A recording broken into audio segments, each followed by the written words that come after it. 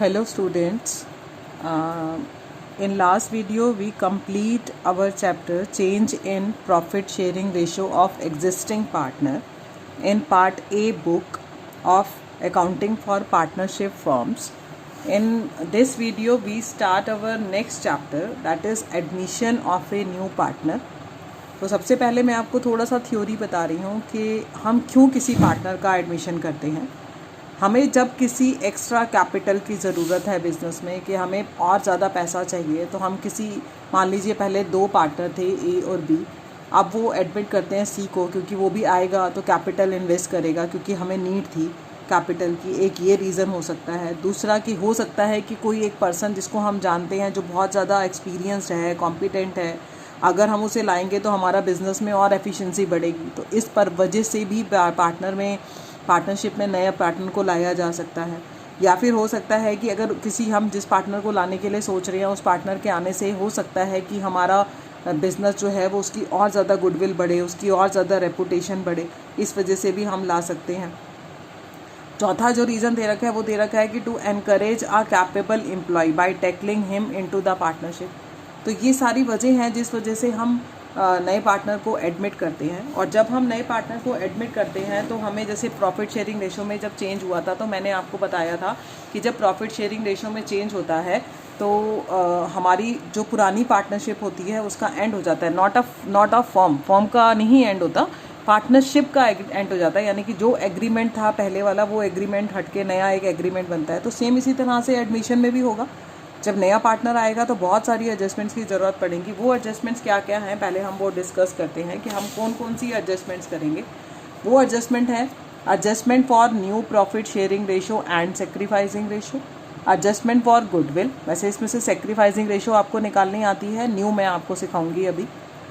Goodwill का treatment सीखेंगे। Adjustment for profit and loss arising from the revaluation of assets and liability. जो ये topic तो आपने बहुत अच्छे से पिछले चैप्टर में change in profit sharing ratio among the existing partner में सीखा आपने, बट एक बार यहाँ भी थोड़ा डिस्कस करेंगे दोबारा। Adjustment for accumulated profit and reserve and losses, इसके बारे में भी अब आपको पता चल गया है कि कैसे इसमें एडजस्टमेंट करी जाती है। And adjustment of capital. तो हम जो इस वीडियो में स्टार्ट कर रहे हैं वो टॉपिक है हमारा adjustment for new profit sharing ratio. तो जो टॉपिक मैं आपको कराने वाली हूँ वो है adjustment for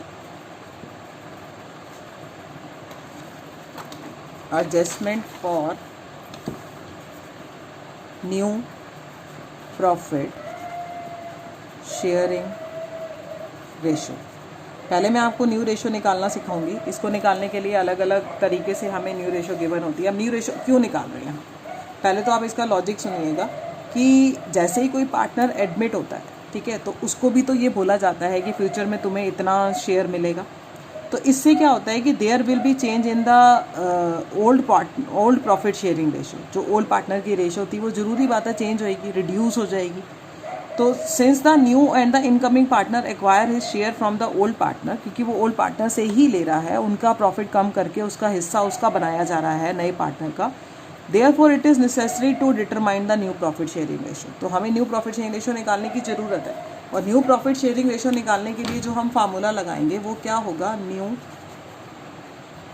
profit sharing ratio is equal to old ratio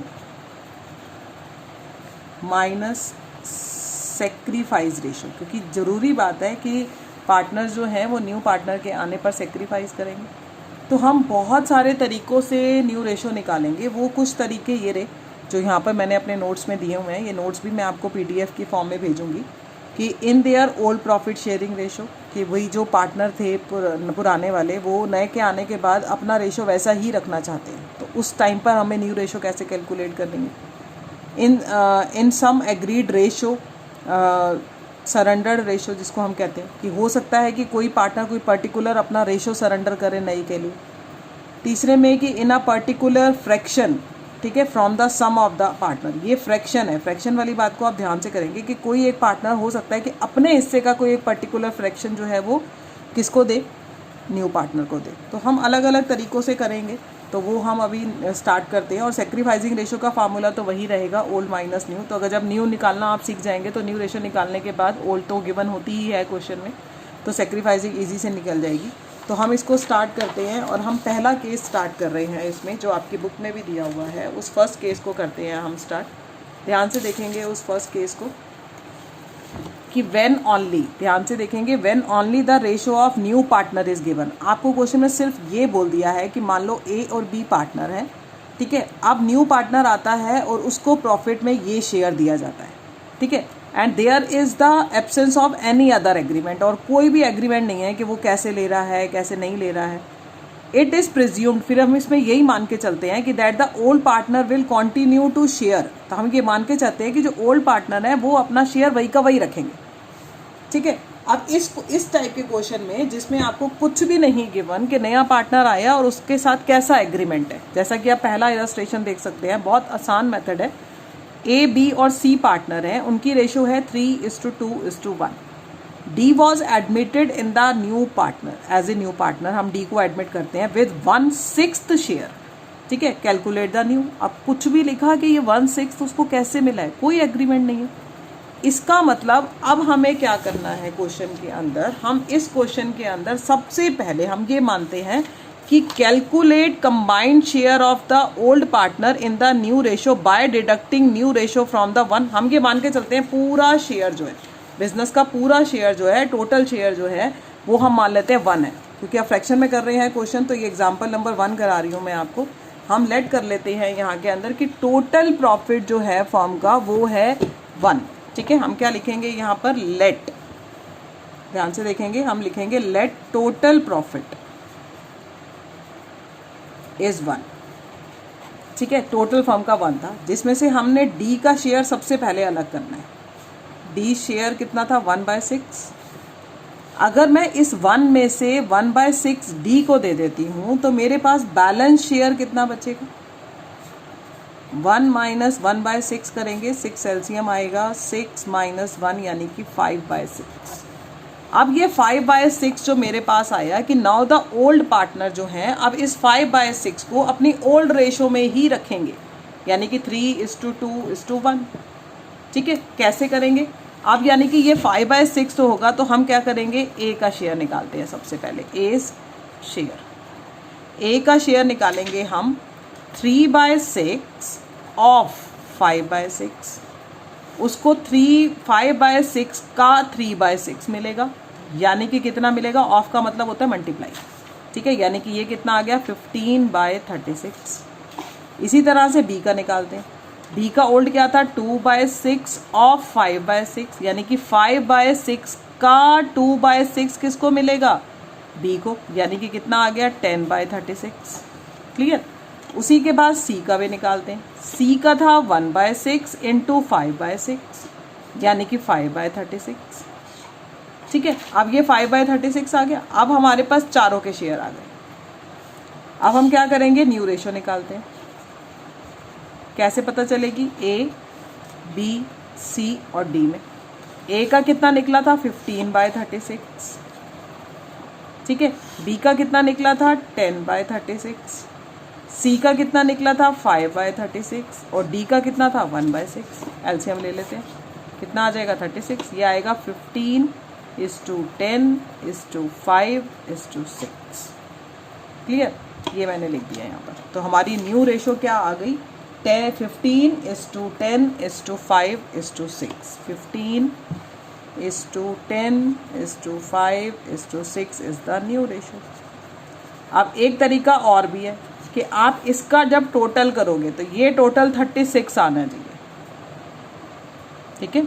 इसका टोटल 36 डिवाइडेड बाय 36 1 आ गया, तो इसका मतलब हमने 1 का ही तो शेयर करा, तो इसका मतलब हमारा रेशो ठीक है, ठीक है। ये तो हो गया एक पहला मेथड जो मैंने आपको बताया कि जब नया पार्टनर आया और क्वेश्चन के अंदर कुछ भी नहीं लिखा था कि उसको जो है ये शेयर कैसे मिला, कोई और एग्रीमेंट नहीं था ओल्ड पार्टनर के लिए, तो हमने ये लेट किया कि ओल्ड पार्टनर अपना शेयर पहले जैसा ही रखेंगे, ठीक है। क्लियर है, पहले जैसा ही रखेंगे।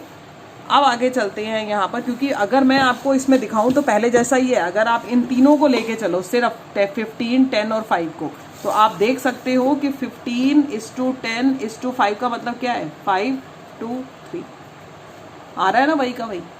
तो इसीलिए इसमें लॉजिकली भी वही निकल रहा है। तो इसका मतलब यही था कि कुछ भी मेंशन नहीं था, तो इसीलिए हमने ओल्ड पार्टनर का शेयर ओल्ड रेशो में ही रखा। अब आते हैं हम सेकंड केस में। इसमें कह रहे हैं some time the new partner purchase his share from the old partner equally, यानी कि जितने शेयर के लिए वो आ रहा है, मान लो पहले ए और बी दो पार्टनर थे, वो सी को एडमिट करते हैं 1/5 शेयर के लिए, तो उसने अपना 1/5 शेयर जो है ए और बी से इक्वली लिया, यानी कि 1/5 का आधा।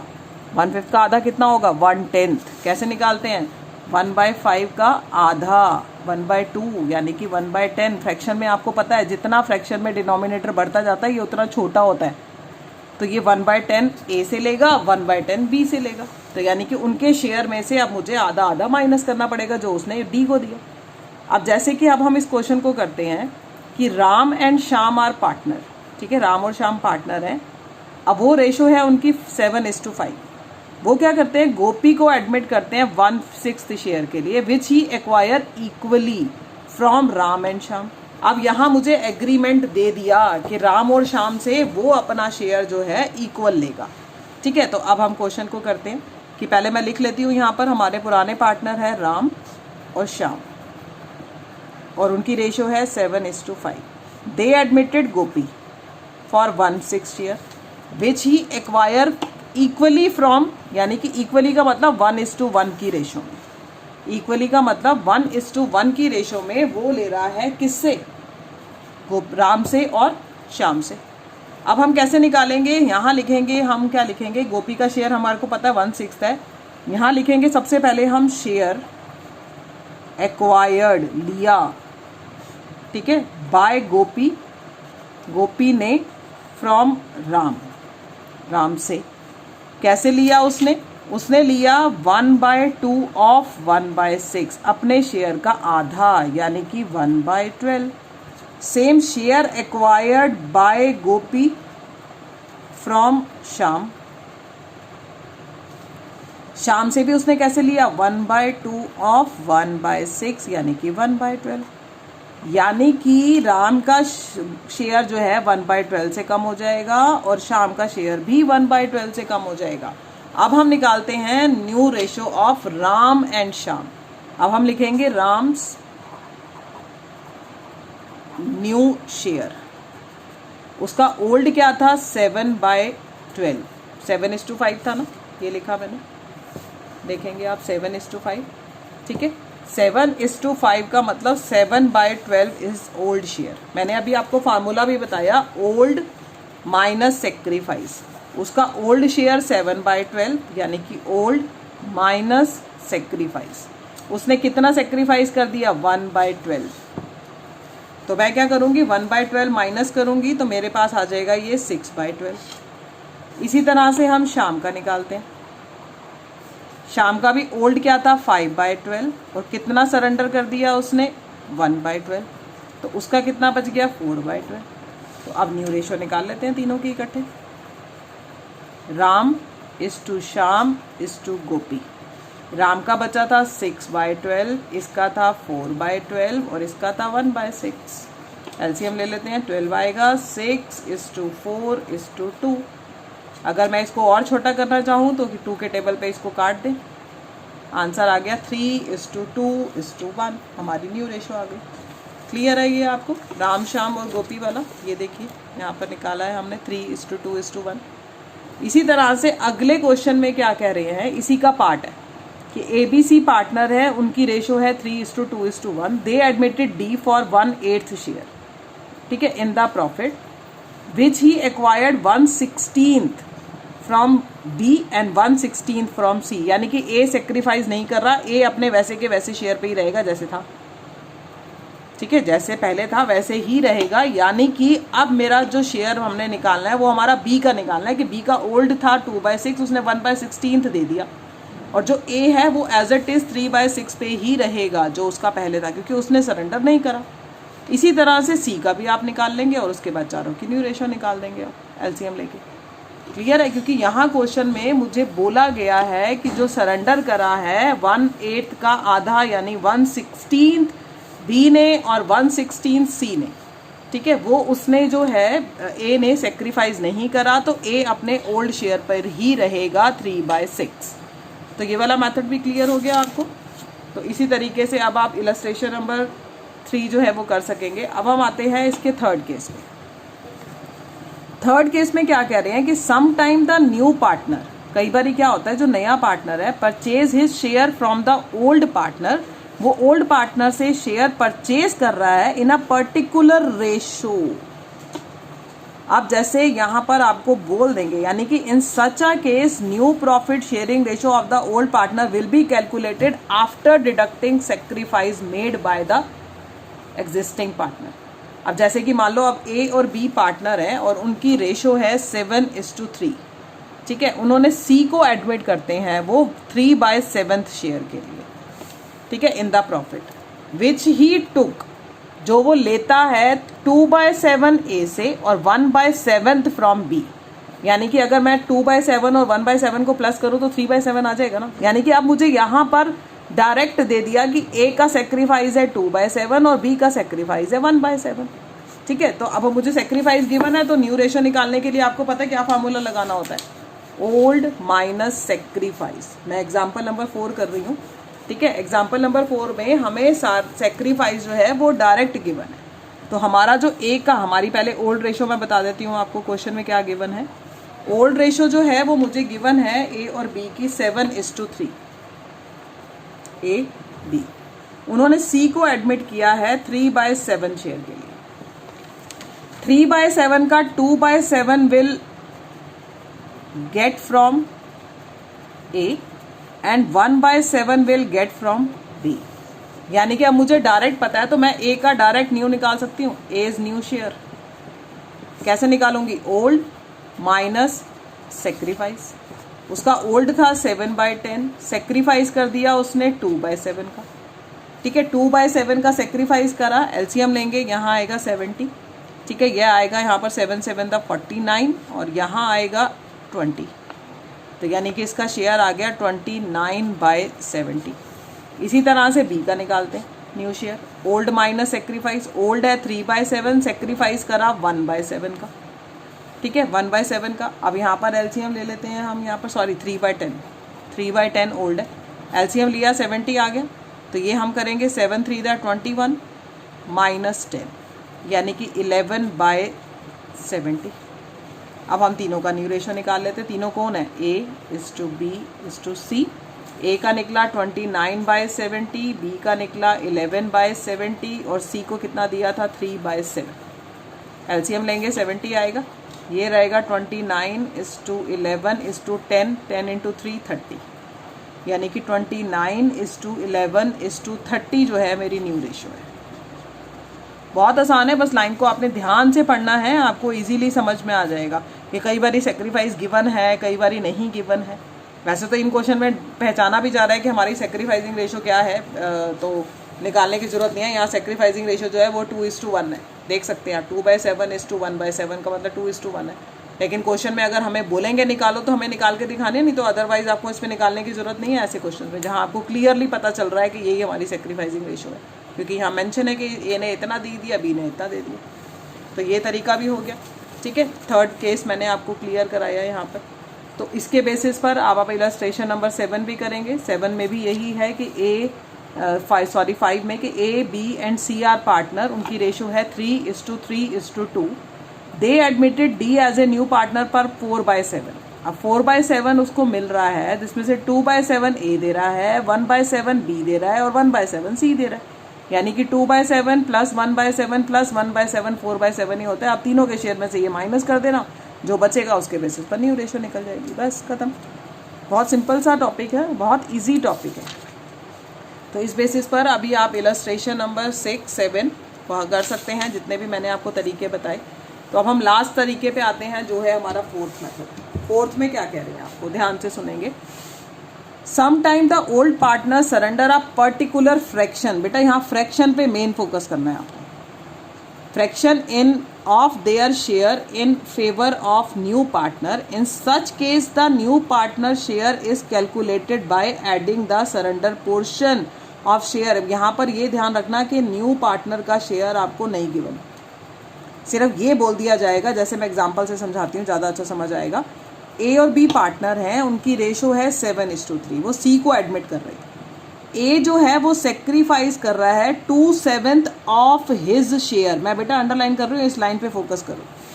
2/7 ऑफ हिज शेयर, यानी कि पहले मैं उसके शेयर का 2/7 निकालूंगी। इससे पीछे वाले क्वेश्चन में डायरेक्ट शेयर गिवन था, इसीलिए मैंने डायरेक्ट माइनस किया था। और बी ने क्या कर रहा है, 1/7 ऑफ हिज शेयर, वो अपने शेयर का 1/7 दे रहा है। यानी कि अब मैं पहले बी ए के शेयर में से 2/7 लूंगी, बी के शेयर में से 1/7 लूंगी और दोनों को प्लस करूंगी, तब मुझे सी का शेयर मिलेगा। अब जैसे मैं क्वेश्चन को करती हूँ, आप देखो ये भी बहुत आसान है। मैंने फ़र्क आपको इसीलिए हाईलाइट करके दिखाया है कि क्वेश्चन में आपने किस चीज़ को ध्यान से पढ़ना है। ठीक है, कई बार तो क्या होता है कि क्वेश्चन मिक्स भी आ जाता है, कोई पार्टनर तो पर्टिकुलर शेयर दे रहा होगा जो डायरेक्ट माइनस होगा, कोई पार्टनर अपने शेयर में से कोई फ्रैक्शन दे रहा होगा, तो निकाल के करना पड़ेगा। ये डिपेंड करेगा क्वेश्चन के ऊपर, बट तरीके यही 4 ही आपके हैं जो मैंने आपको बताए। तो मैं आपका इलस्ट्रेशन अब यहाँ पर 8 कर रही हूँ। इसमें ए और बी पार्टनर है, उनकी रेशो है 7:3। ठीक है, उन्होंने सी को एडमिट किया और सी के एडमिट होने पर ए सेक्रीफाइस, पहले तो मैं अब सी का शेयर निकालना है तो मुझे देखना पड़ेगा ना ए ने कितना सरेंडर करा। ए ने सरेंडर किया अपने शेयर का 2/7, अपने शेयर का 2/7, यानी कि कितना करा, ये 7 से 7 कर दूँ तो यहाँ पर 2/10 आ जाएगा। 1/5 भी कर सकते हो, नहीं तो आप डायरेक्ट मल्टीप्लाई करके लिख दो 14/70, ताकि सबका डिनोमिनेटर सेम रहे। ठीक है, मैं वही कर देती हूँ, वो ज़्यादा बेटर रहेगा, 14/70। ठीक है, बी ने सरेंडर करा है अपने शेयर का 1/7। ठीक है, बी ने क्या करा, अपने शेयर का 1/7, यानी कि 3/10 उसका ओल्ड था, तो इसने करा 3/70। यानी कि सी को जो मिला है, C will get from A and B. A से मिला 14/70 और बी से मिला 3/70। ठीक है, मैं इनको प्लस करूंगी तो कितना आएगा, 17/70। ठीक है, मैं इनको दोनों को प्लस करूंगी तो मुझे इसका शेयर मिलेगा 17/70। अब ए का सेक्रीफाइस, ये हमारा सेक्रीफाइस निकला है, सरेंडर का मतलब ये इसका सेक्रीफाइस निकला है। अब मेरे को पता है ए का न्यू रेशो निकालना है, एज न्यू शेयर का formula old minus sacrifice. Old था 7/10, सेक्रीफाइस किया उसने 14/70 का। ठीक है, यहाँ मैंने क्या लिखा, ओल्ड शेयर है 7/10 और उसने सेक्रीफाइस किया 14/70 का। मैं एलसीएम लेती हूँ, 70 आएगा। 49 माइनस 14 करूँगी मैं यहाँ पर, तो ये बचेगा माइनस करके 5, 3/70, 35/70। ठीक है, उसके बाद बी पे चलते हैं। बी का ओल्ड था 3/10, उसने सेक्रीफाइस किया 3/70 का। हमने एलसीएम कितना ले लिया, 70। ठीक है, 7 3 था 21, माइनस 3 करेंगे तो ये आएगा 19/70 बी का। ठीक है, बी का कितना आ जाएगा, 18/70। तो इस तरह से अब हम न्यू रेशो निकाल लेते हैं, ए बी सी। ए का निकला था 35/70, इसका निकला 18/70 और सी का हमने यहाँ टोटल किया था 17/70। मैंने 70 में इसलिए रहने दिया ताकि मेरे लिए आगे इजी रहे। 35:18:17 जो है वो मेरी न्यू रेशो निकलेगी, ये दी। तो इस तरीके से मैंने आपको ये न्यू रेशो सिखाई। और न्यू रेशो में बस आपको ध्यान से क्वेश्चन करना है कि कब पार्टनर अपना पर्टिकुलर फ्रैक्शन दे रहा है, पर्टिकुलर शेयर दे रहा है, और कब पार्टनर कोई फ्रैक्शन दे रहा है अपने हिस्से में से। तो इस तरीके से क्वेश्चन करेंगे और आप करेंगे। और ये है आपके 12 तक तो खाली आपकी न्यू रेशो है, उसके बाद सेक्रीफाइस भी आ जाती है। सेक्रीफाइस में तो बहुत सिंपल है कि अगर क्वेश्चन में आपको ओल्ड भी गिवन है और आपको न्यू भी गिवन है तो आप ओल्ड माइनस न्यू करेंगे तो आप सेक्रीफाइस निकालेंगे, और सेक्रीफाइस आपको ये पता है कि जो निकलेगा वो ओल्ड पार्टनर का ही निकलता है, नए का नहीं निकलता होता, नया तो गेनिंग होता है क्योंकि वो तो आया, उसने तो गेन किया। ठीक है, तो किसी किसी क्वेश्चन में आप हो सकता है आगे के आपको न्यू रेशो निकालनी हो और उसके बाद आपको क्वेश्चन के अंदर जो है सेक्रीफाइस निकालना हो। अब एक चीज़ मैं आपको और भी समझाती हूँ कि जो मैंने सबसे पहला मेथड कराया था, सबसे पहले वाला, जब आपको ये मैंने बोला था कि जब सिर्फ ये बोल दें, जैसे इस क्वेश्चन के अंदर कि XYZ जो है वो पार्टनर है, उनकी रेशो है 4:3:2 और वो P को एडमिट कर रहे हैं, ठीक है, फॉर 1/10 शेयर। आप कहीं नहीं लिखा P ने ये शेयर कैसे एक्वायर किया है। तो मैंने आपको क्या कहा था, ओल्ड जो है वो अपने वाले पे रहते हैं, पुराने शेयर पे ही रहते हैं, 4:3:2 को मैंने प्रूव भी करके दिखाया आपको। ऐसे वाले सम में हमेशा ओल्ड रेशो ही सेक्रीफाइसिंग रेशो होती है। आप क्वेश्चन में निकालोगे, आपको अपने आप समझ में आ जाएगा, क्योंकि ये वाला क्वेश्चन वही मेथड से करना है। Let total profit be 1, P का शेयर 1/10, माइनस करेंगे, बचेगा बैलेंस 9/10। उस 9/10 को ओल्ड रेशो में तीनों पार्टनर को दे देंगे। ठीक है, तीनों पार्टनर को देने के बाद जो आएगी न्यू रेशो, आप न्यू माइनस ओल्ड करोगे तो आप देख सकते हो वही सेक्रीफाइसिंग आ रही है जो ओल्ड थी। ये मैंने आपको क्यों बताया कि जब हम आगे लॉन्ग क्वेश्चंस करेंगे तो रेशो निकालने में टाइम नहीं खराब करेंगे अगर हमें बोला नहीं गया है। तो आपको खुद समझ लेना है उन क्वेश्चन में कि सेक्रीफाइसिंग कहाँ से लें हम। इस वाले तरीके में सेक्रीफाइसिंग जो होती है वो ओल्ड ही होती है, तो वो आपका सिर्फ टाइम सेव करने के लिए है। बट अभी तो आप निकालेंगे क्योंकि अभी तो क्वेश्चन ही हम न्यू और सेक्रीफाइसिंग रेशो के कर रहे हैं। तो आपने जिन क्वेश्चन में आपसे बोला जा रहा है वहाँ तो आप निकाल के ही दिखाएंगे। तो इस बेसिस पर illustration number 20 and exercise number 20 तक आपका टॉपिक कंप्लीट हो जाता है और आपने इस टॉपिक को कंप्लीट करना है। एक्सरसाइज के भी क्वेश्चन नंबर 20 हैं, 20 तक आपने करने हैं। और आपसे जो क्वेश्चन नहीं होता है आप मुझे व्हाट्सएप पे भेजिए, उसको मैं सॉल्व करके आपको समझाऊंगी। और कोई डाउट है ज़रूर पूछा करिए, और फीडबैक भी प्लीज़ ज़रूर दिया करिए कि आपने टॉपिक को जब करा तो आपको ये जो वीडियो को जब आपने सुना तो आपको टॉपिक जो है वो क्लियर है। और इस बेसिस पर हमारा पहला टॉपिक जो है इस नए चैप्टर का एडमिशन ऑफ ए पार्टनर में ये कंप्लीट हो जाता है। Thank you.